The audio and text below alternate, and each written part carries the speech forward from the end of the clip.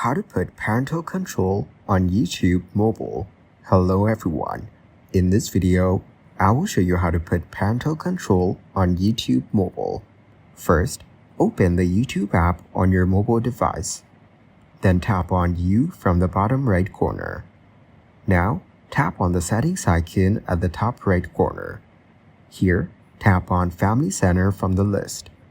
Now tap on Add a YouTube Kids profile to begin setup.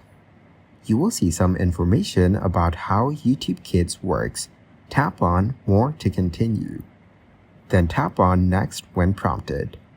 Now enter your Google account password to confirm your identity. After that, enter your child's first name and age. Then select the birth month from the options.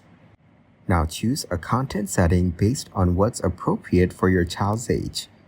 Next, decide if you want to turn search on or off. This controls whether your child can search for videos. Finally, tap on Next to complete the setup.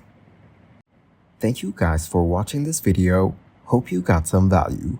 Make sure to like the video and subscribe to the channel to get notified of new videos. See you in the next one.